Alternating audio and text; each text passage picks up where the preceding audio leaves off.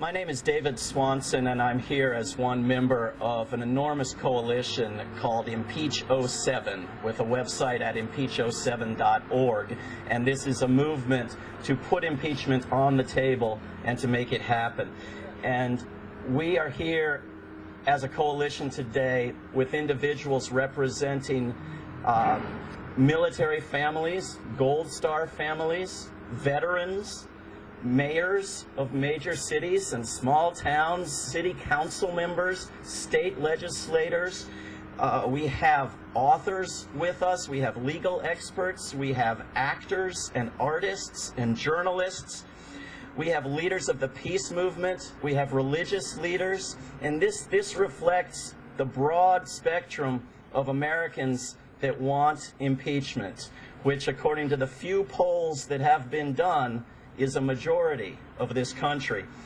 The agenda that we're going to go through here, I'm going to introduce as the MC John Nichols, who is going to introduce 6 or 7 speakers very briefly, and then we're going to take questions and answers. And the questions can be to any one of the speakers or anyone else here whose names are in the press packets.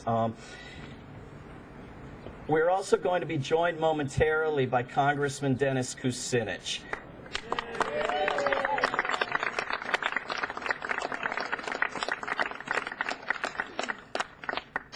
You know, a lot of us got into this movement for impeachment 2 years ago when the Downing Street minutes came out. And there was a lot of hope in this country that this was a new level of evidence and that people could make a change, hold someone accountable, and impeachment would happen. And that hope drifted away, and it came back yesterday when Congressman Kucinich introduced articles of impeachment. This movement has taken off in the past 24 hours because people now believe we can make something happen.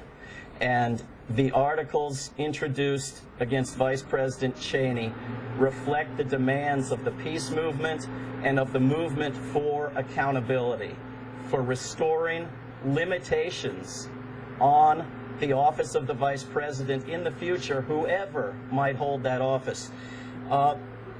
Part of what's made this happen is the work of all the people standing behind me who have passed resolutions for impeachment in dozens and dozens of cities and towns across this country.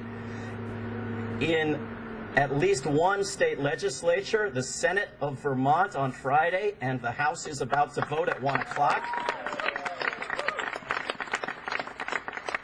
And in at least 16 state Democratic parties, not yet the National Democratic Party.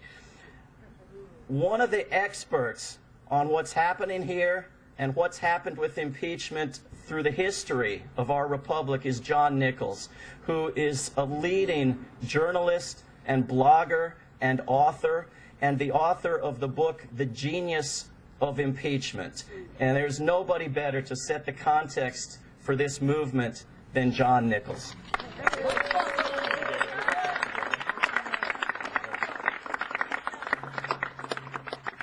Thank you, David.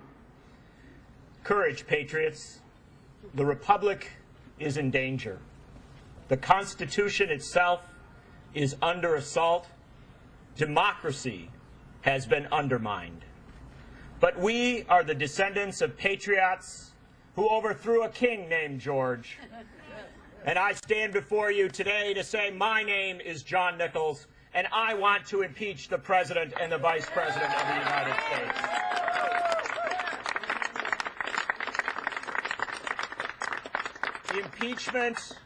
Impeachment is a whole and living instrument of the American Constitution.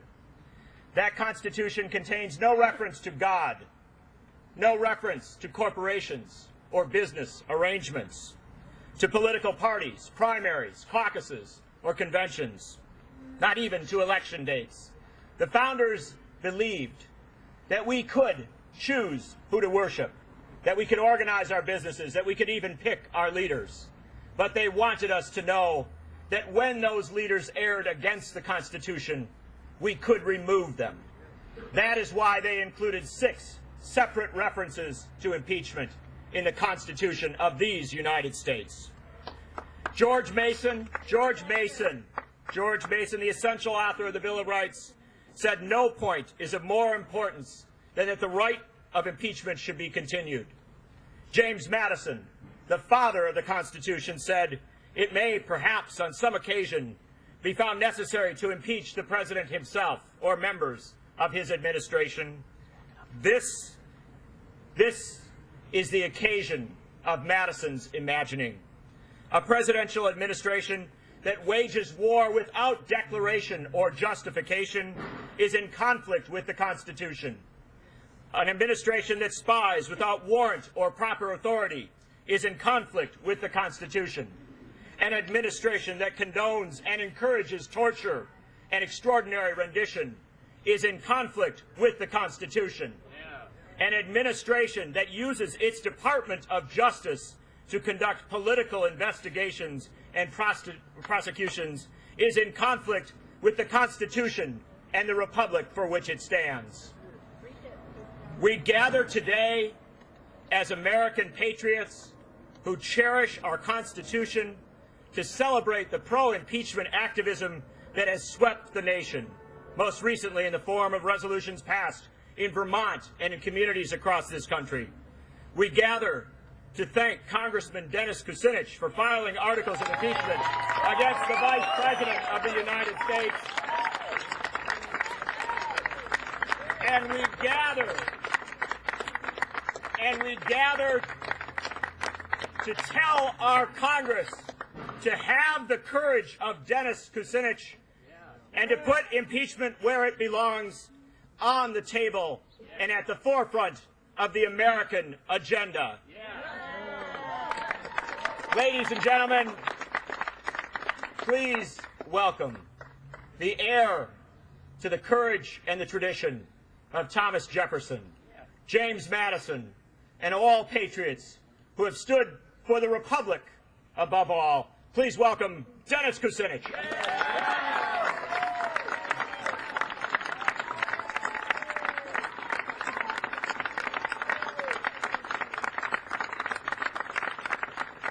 Thank you. I want to thank all those who, from across the country, have gathered in defense of our Constitution and in defense of a constitutional government. The articles that were introduced yesterday, House Resolution 333, ironically approximate the first three digits in the amount of deaths that have occurred in Iraq. We know, sadly, that the war in Iraq was based on lies, and that there must be accountability. And that this accountability is about all of us standing on behalf of the Constitution. Now, it was asked yesterday, when I faced all of you in the media, who stands with me? And the Washington Post today glibly suggested, no one, I'm all alone. Well, let me tell you, no one's with me but the people on this.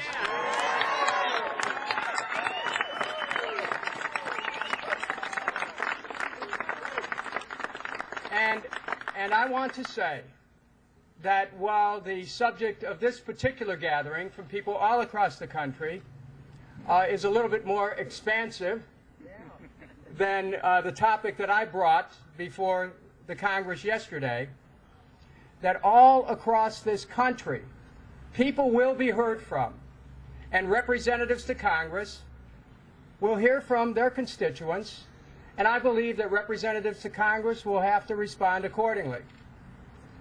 Finally, my wife and I want to pay tribute to the process that's going on all across this country, which is insisting on accountability from government officials. Each and every one of you deserves to be congratulated for the commitment that you have to our country. We've been asked over the years, where are the patriots?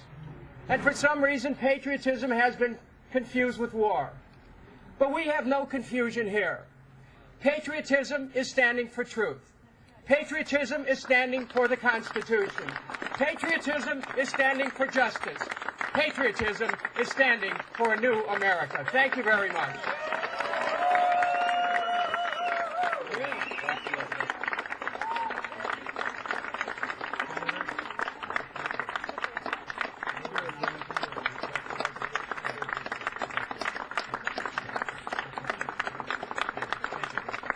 Thank you, brother. Dennis Kucinich, an American patriot.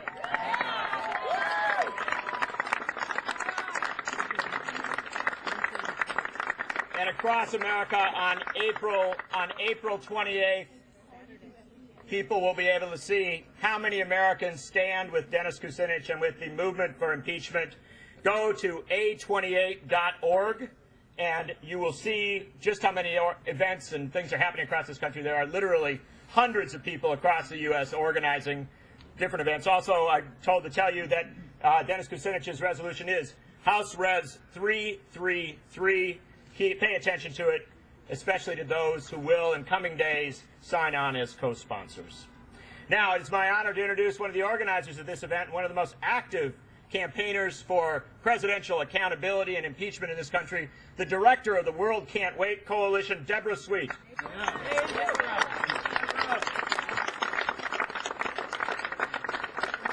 Good afternoon. Today, we issue a challenge to the people of this country and to Congress. The whole disastrous direction of the Bush regime must be repudiated, and Bush and Cheney must be removed from office. The political will of the people to bring the war and the Bush agenda to a stop must not be derailed by any prattle about the political reality that all that is possible is already what is going on. That is nothing other than capitulation and accommodation to this politics of war, torture, and theocracy. High crimes and misdemeanors do not begin to describe the criminality of the Bush administration.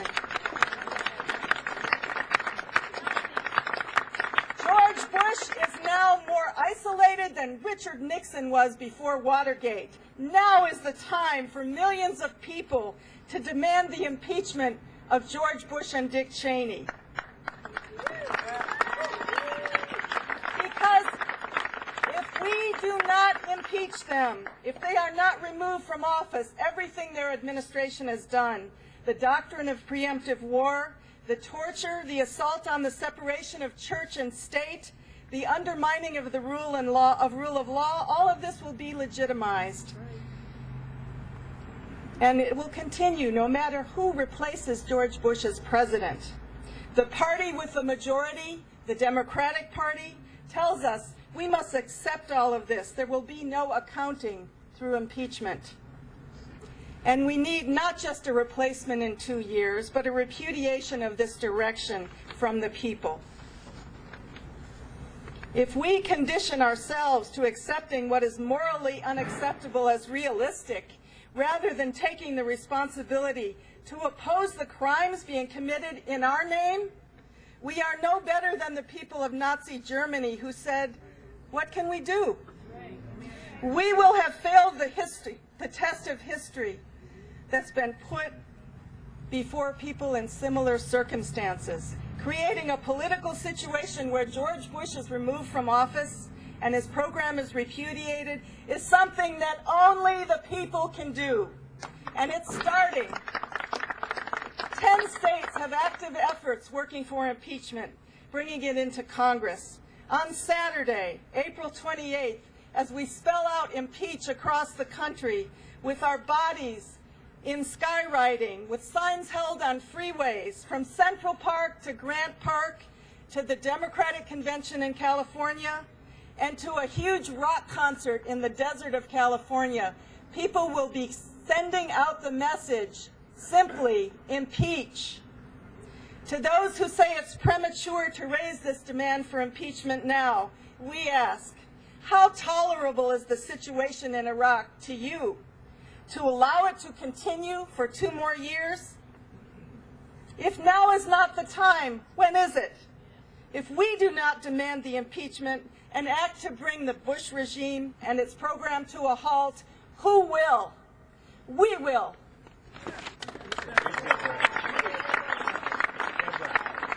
Deborah Sweet.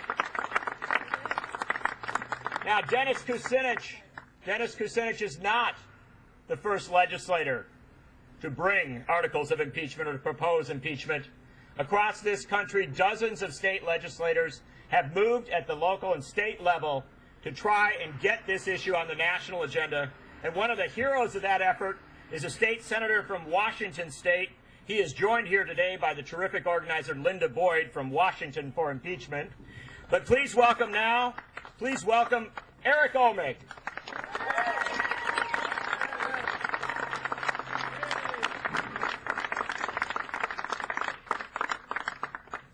This feels like deja vu all over again. In February, I introduced some legislation in Washington State asking Congress to introduce articles or to investigate and hold the president accountable. And at first the media didn't show up. I looked at the newspaper this morning. You would think that a congressman is introducing articles of impeachment just about every day in this country. At first, they didn't want to talk about it. There were excuses why we shouldn't do it, why we shouldn't even have a public hearing. But the reasons turned into excuses, and the excuses fell away. And if you look around the country, in towns, in states, in Vermont, that's what you're seeing. If you want to know where impeachment is going, pick any one of these little cosms, and that will tell you your answer of where this is going. And the reason is because impeachment is an idea. The reason is impeachment is how a proud nation defends itself. Impeachment is courage and optimism that unites a nation. People aren't perfect. We make mistakes. And then we act to fix our mistakes. And when an honest person who's honestly mistaken learns the truth, they either stop being a mistake or they stop being honest.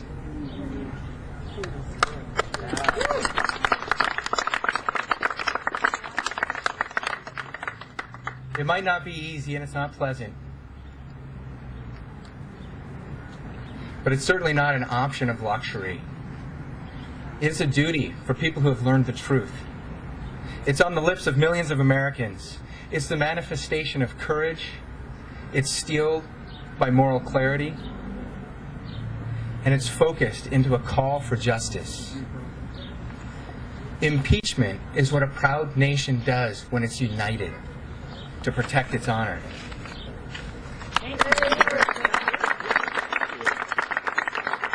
State Senator Eric Omig.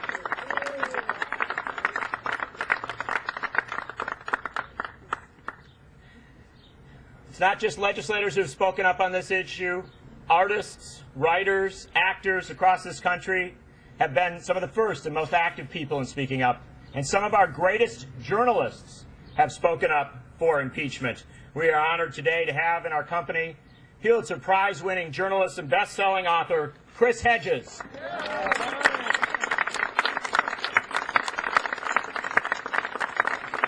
Thank you, John. George Bush has shredded, violated, and absented America from its obligations under international law. He has refused to sign the Kyoto Protocol, backed out of the Anti-Ballistic Missile Treaty, tried to kill the International Criminal Court, walked out on negotiations on chemical and biological weapons, and defied the Geneva Convention and human rights law in the treatment of detainees. Most egregiously, he launched an illegal war in Iraq on fabricated evidence we now know had been discredited even before it was made public. The president is guilty, in short, of what in legal circles is known as the crime of aggression. And if we as citizens do not hold him accountable for these crimes, if we do not begin the process of impeachment, we will be complicit in the codification of a new world order, one that will have terrifying consequences. For a world without treaties, statutes, and laws is a world where any nation, from a rogue nuclear state to a great imperial power, will be able to invoke its domestic laws to annul its obligations to others. This new order will undo 5 decades of international cooperation largely put in place by the United States and thrust us into a Hobbesian nightmare.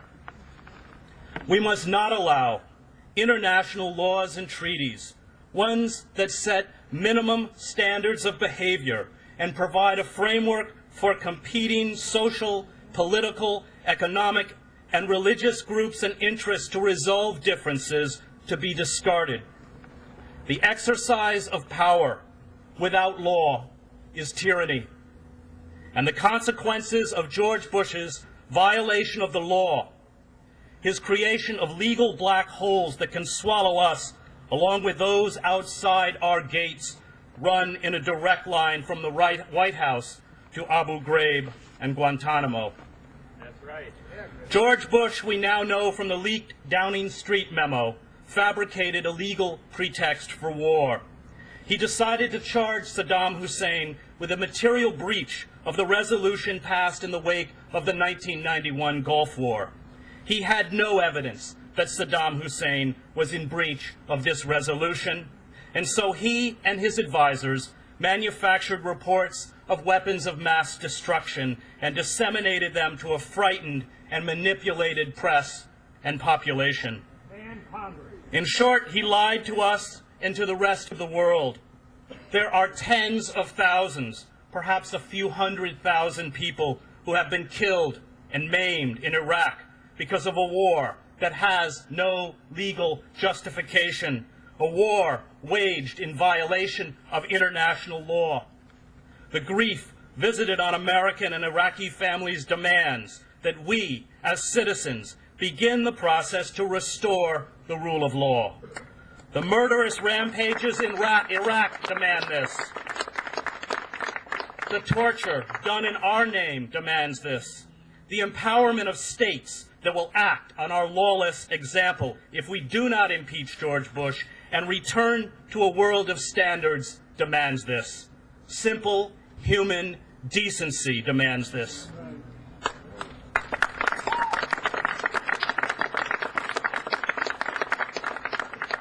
A rule-based world matters. The creation of these international bodies and rules, as well as the use of our influence over the last half-century to see they were followed, have allowed us to stand preeminent as a nation, one that respects and defends the rule of law. If we demolish the fragile and delicate international order, if we permit George Bush to create a world where diplomacy, cooperation, and the law are worthless, if we allow these international legal systems to unravel, we will see our moral and political authority plummet. We will erode the possibility of cooperation between nation states, including our closest allies, and see visited upon us the evil we visit on others. Thank you.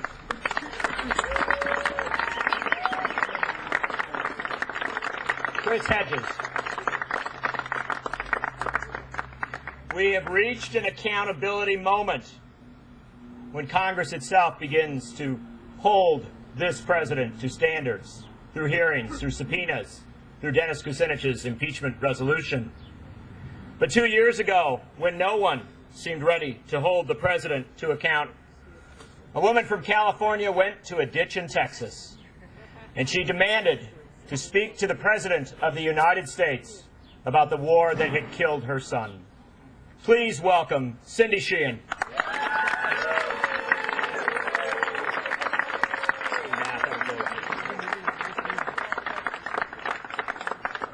A lot of you were in the ditch with me that summer, too.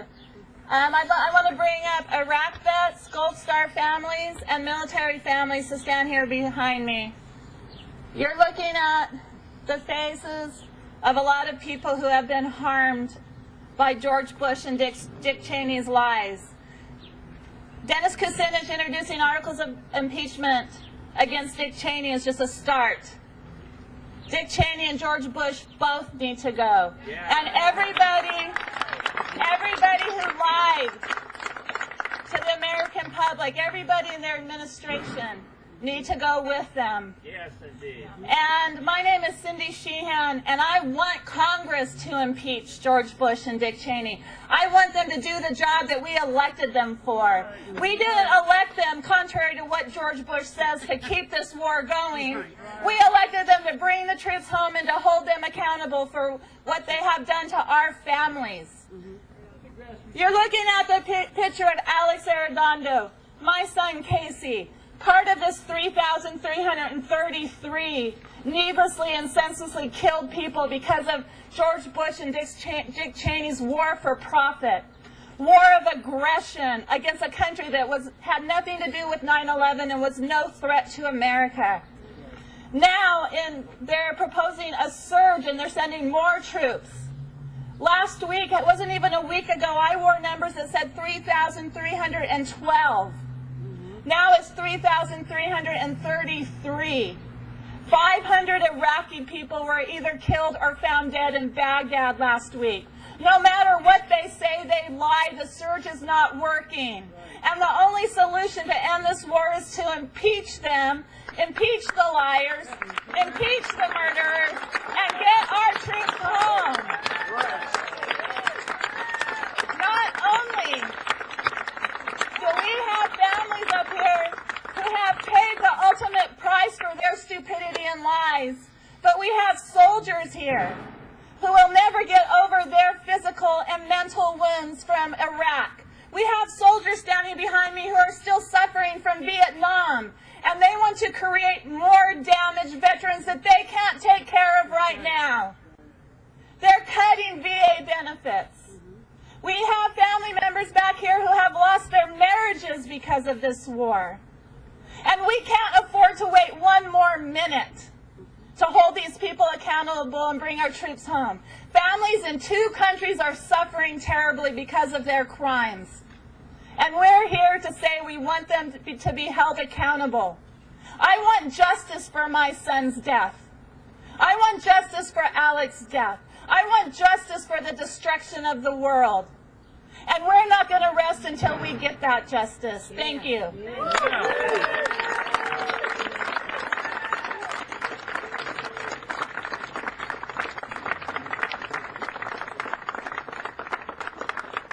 Cindy Sheehan.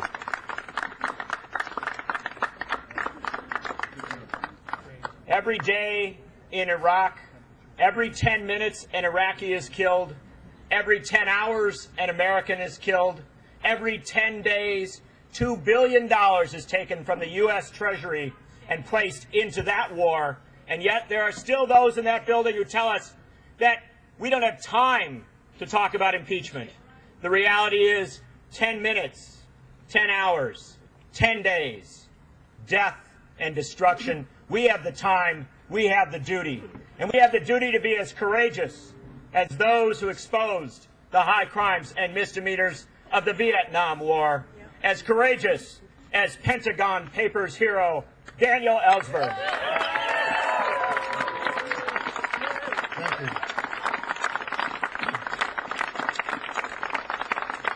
Thank you. People will say that impeachment is unduly partisan and polarizing, but fundamentally, the obligation to restore our Constitution should not be a partisan matter. Republicans who refuse to indict, to impeach these officials for their crimes, their high crimes and misdemeanors, are exposing themselves as Republicans first, Americans second, and a distant second. The same is true of Democrats who shy from the political risks of removing these officials and reversing their policies of the suspension of habeas corpus, the torture, preventive war, detention camps like Guantanamo. Impeachment is indispensable. There is no substitute for it, for restoring a constitutional democracy.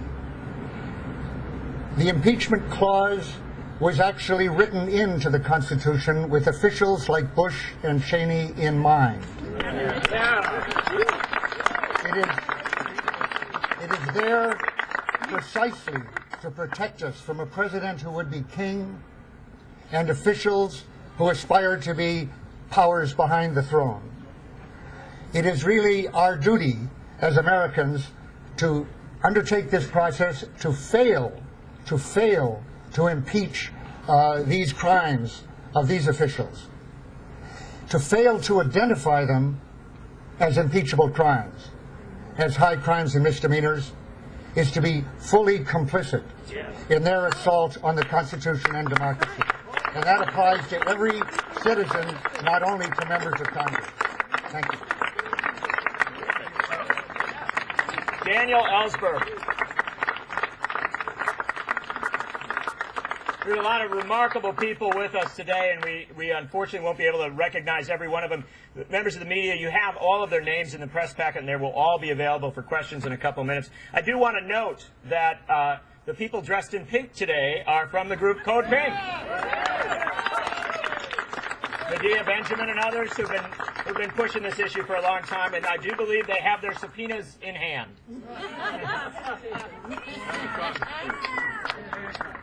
Code Pink is headquartered in San Francisco, California, where the people have voted by a 60% to 40% margin to support articles of impeachment against the president and the vice president. Nancy Pelosi should listen to her constituents.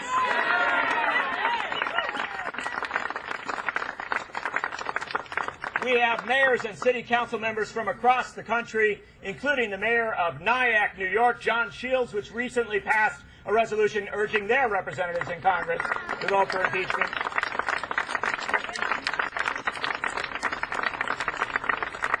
And just so you know that impeachment is not some East Coast liberal phenomenon, please welcome the former mayor of Salt Lake City, the current mayor, I apologize, soon to be, the current mayor of Salt Lake City, Utah, Rocky Anderson.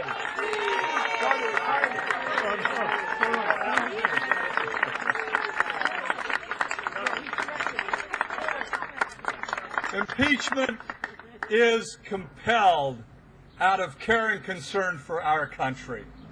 It wasn't that long ago that I thought impeachment was perhaps an extreme remedy, that perhaps it was too divisive, that perhaps we needed to center our attention on other matters. But it occurred to me, especially after reviewing what our founders had to say about impeachment, that each one of us as American citizens must call for the impeachment of this president and vice president because they have betrayed their positions of power. They have betrayed our American values. They have betrayed our Constitution in the most fundamental ways, and it is exactly because of those betrayals that the impeachment clause was added to the United States Constitution. We have always been proud to distinguish ourselves from nations that kidnapped, disappeared, and tortured human beings. Now, under the Bush administration, we are becoming like them. We have always been proud to distinguish ourselves from governments that ignored the rule of law, which violated treaties, their own constitutions, their own domestic law with impunity. Now, under the Bush administration, we are becoming like them. We've always been proud to distinguish ourselves from oppressive governments that listened in on their own citizens' conversations without going to an unbiased tribunal for permission to listen in on those communications. Now, under the Bush administration, which so blatantly violated our own Constitution and our own nation's statutory law, we have become like those nations from whom we have always been so proud to distinguish ourselves. So, impeachment is absolutely crucial. Every one of us as American citizens are at that fork in the road. We either can choose to condone the violation of the most fundamental principles of the rule of law, of our Constitution, of international treaties.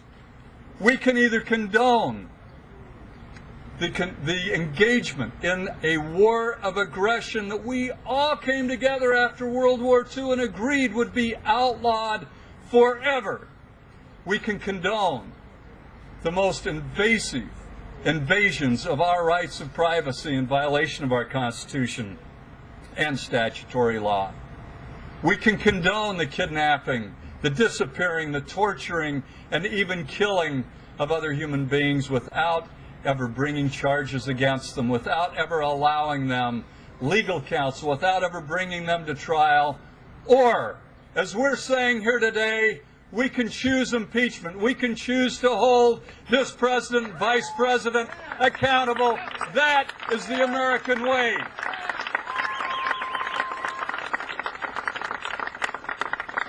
And perhaps impeachment is most crucial for us to say as a nation to the rest of the world and to those who come along in our country in the future, we will never allow these atrocities, these violations, this disregarding of the rule of law in our name. We will not allow that. That's why the impeachment clause in the Constitution. We will set the standard and we'll tell the rest of the world what they have seen is not America. We're going to stand up for the most basic, fundamental, patriotic American values in calling for the impeachment of this president and vice president.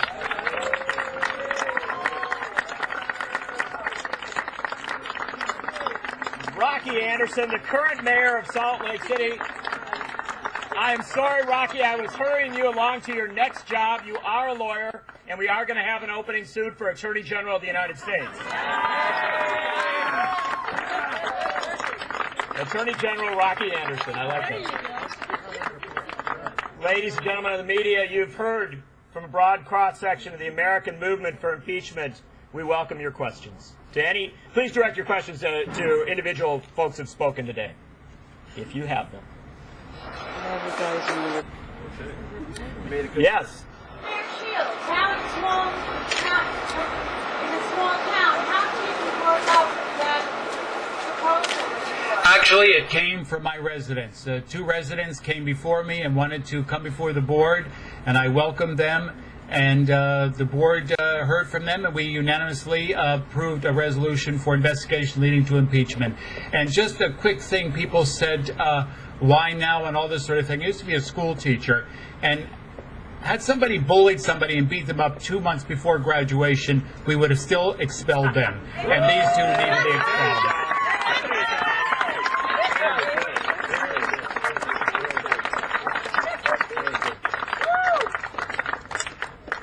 More questions? Yes, sir. Say it loud so we can hear it up here. This is directed to anyone. Representative Kucinich mentioned that there's at least right now, a lack of support among his colleagues. And while you could have as much support as you can get across the country, 100% if you want it, what really matters is getting those votes in Congress. How are you going to go about convincing the elected officials when there's not an election until Bush is out anyways? How are you going to... You bring up David Swanson, who's been organizing on this for a long time. Repeat the question. Sure. How do you get Congress to grow a backbone? The question is how we get additional Congress members to get on board. Congress members know the facts. When you lobby Congress members of either party, they don't tell you there are no grounds for impeachment. It's understood there are grounds for impeachment. It's about politics, and it's about willingness to step out ahead of the Speaker of the House, Nancy Pelosi. Nancy Pelosi is going to be lobbied very hard, not to support impeachment, just to support the Constitution. If she won't lead or follow, to step out of the way. And there were 39 members of Congress who co-sponsored John Conyers' bill, House Resolution 635, in early 2006 for a preliminary investigation into grounds for impeachment, which is pure redundancy. An impeachment hearing is an investigation into grounds for impeachment. There are members who campaigned and were elected, freshman members of this House who campaigned on impeachment, including Keith Ellison of Minnesota. We are going to lobby these members who we know want impeachment to join with Congressman Kucinich, not in making a choice to take some action, but in fulfilling their oath and their duty to the Constitution by working not just to co-sponsor, but to lobby their colleagues to make it actually happen. And no one thought this would happen yesterday. No one thinks impeachment will happen, but the people standing behind me are convinced that it will. And we are going to see, as former Senator McGovern predicted in the Los Angeles Times yesterday, we are going to see the president and the vice president removed from office before the end of their term.